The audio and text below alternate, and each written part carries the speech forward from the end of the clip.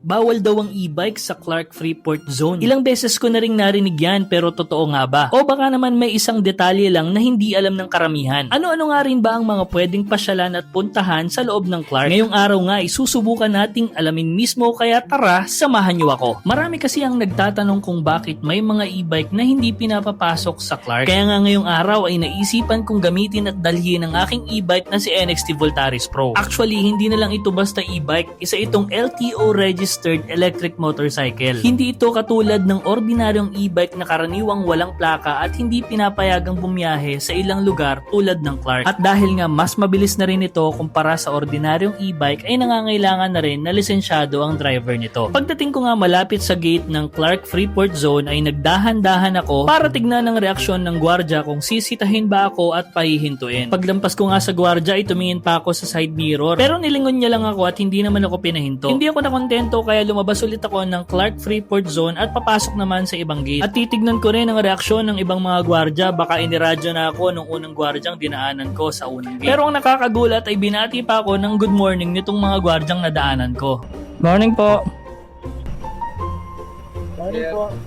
Napag-alaman ko ang dahilan kung bakit hindi pinapayagang pumasok sa Clark Freeport ang karamihan sa mga ordinaryong e-bike. Ito ay dahil sa ang Clark Freeport Zone ay may sariling mahigpit na traffic management system at layunin nitong mapanatiling ligtas at maayos ang daloy ng mga sasakyan sa loob ng Freeport. Kung kaya ang mga ordinaryong e-bike na karaniwang mabagal ang takbo, walang LTO registration at hindi tinuturing na katulad ng regular na motorsiklo ay hindi pinapayagang bumiyahe sa mga pangunahing kalsada sa loob ng Clark. Sa kabilang banda naman, ang mga electric motorcycle na may rehistro, plaka, ORCR at sumusunod sa lahat ng requirements ng LTO ay pinapayagang pumasok basta sumusunod din sa mga traffic rules ng Clark. First time ko nga makapasok dito sa Clark Freeport Zone at ang unang mapapansin mo pagpasok pa lang ay ang malawak na kalsada, malinis na paligid at ang disiplina ng mga motorista. Para kang hindi na nasa gitna ng syudad. Una kong pinuntahan ng Clark City Front Mall. Magandang lugar ito para magsimula ng ride dahil pwede kang mamasyal, kumain, magkape o magpahinga muna bago maglibot sa iba't ibang pasyalan dito sa Clark. May EV charging at e-bike charging din daw dito sa basement, pero hindi ko na nadaanan dahil hindi ko pa naman kailangan. Katapat lang ng Clark City Front Mall ang SM City Clark. Dumaan na rin ako dito saglit dahil may bibilhin ako at may nadaanan nga rin akong Alphamart dito sa likod, kaya dito na rin ako kumain. Kung gusto mong mag-shopping, kumain o magpalamig sandali, isa rin to sa mga magagandang stopover habang nasa Clark ka. Siya nga pala, free ang parking dito sa SM City Clark at Clark City Front Mall. Sunod naman nating binisita ang Air Force City Park kung saan makikita ang mga aircraft display na nagbibigay pugay sa kasaysayan ng Philippine Air Force. Kung mahilig ka sa photography o aviation, siguradong magugustuhan mo ang lugar na ito. Ilang minuto lang mula dito sa Air Force City Park ay bumiyahe tayo papunta sa Clark Parade Grounds kung saan isa ito sa pinakasikat na lugar sa Clark. Marami ditong nagja-jogging, nagbibisikleta, nagpipiknik at simpleng nagre-relax. At ang pinakmaganda pa rito ay libre lang. Meron ding food park dito every weekends na pwede nyong bilhan ng mga pagkain kapag nagugutom na kayo. Malapit lang rin dito ang Acacia Park kung saan tahimik ang lugar na ito at maraming puno at napakagandang tambayan kung gusto mo lang mag-relax at mag-enjoy sa preskong hangin. Kung may kasama kayong pamilya o mga bata, magandang idagdag nyo rin ang Children's Playground kung saan libreng makakapaglaro ang mga bata, at kung gusto mo naman yung palaruan na pwede kang mag-picnic, mas tahimik at nature ang vibes, pwede naman kayong pumunta sa Bicentennial Park. Isa ring maaliwalas na lugar na bagay sa mga gustong maglakad-lakad o magpahinga habang ini-enjoy ang paligid at habang naglalaro na rin ang mga kasama ninyong bata. Sayang lang at hindi ko na inabutan ang Clark Museum. Open sila from Tuesdays to Sundays from 9 AM to 4 PM. Past 4 PM na rin kasi nung nakarating ako dito, sa dami kong pinuntahan na hindi ko na namalayan ng oras. Ang napansin ko talaga sa Clark, hindi mo kailangan gumastos ng malaki para ma-enjoy ang lugar. Marami sa mga park at pasyalan dito ay bukas sa publiko at walang entrance fee. At dahil electric motorcycle ang dala natin, syempre importante rin ang charging. Isa sa mga magandang balita para sa EV community ay may charging station para sa mga electric motorcycle at e-bike sa 7-Eleven Cafe Reserve. Habang nagpapahinga ka, umiinom ng kape o kumakain, pwede mo na ring i-top up ang baterya ng electric motorcycle mo. Kung NXT e-motor naman ang gamit mo, pwede kang makicharge sa mga branches na madadaanan mo papunta rito. Sa totoo lang, isa ang Clark sa mga lugar na talagang gusto kong balikan. Hindi lang dahil magaganda ang mga pasyalan, kundi dahil ang sarap talagang magmaneho rito. Malalawak ang kalsada, maayos ang kapaligiran at napaka-relax ng buong biyahe. Sana sa pagtatapos ng vlog na ito, mas luminaw na hindi lahat ng tinatawag na e-bike ay pare-pareho. May malaking pagkakaiba ang ordinaryong e-bike at ang LTO registered electric motorcycle. Kaya mahalagang alam natin ang tamang classification ng ating sasakyan at ang mga regulasyong sinusunod sa bawat lugar. Kung may electric motorcycle ka at naghahanap ka ng susunod na weekend destination, isa ang Clark sa mga maire-recommenda ko. Maraming salamat sa pagsama sa akin sa ride na ito. Kung nagustuhan ninyo ang video, huwag kalimutang i-like, i-share at mag-follow para sa mas marami pang electric motorcycle rides, travel destinations at EV content. This is EV Yahemoto na nagpapaalalang hindi hadlang ang pagiging electric para marating ang mga magagandang destinasyon. Kita-kits sa susunod na biyahe. Ride safe, keep safe mga ka-EV Yahe.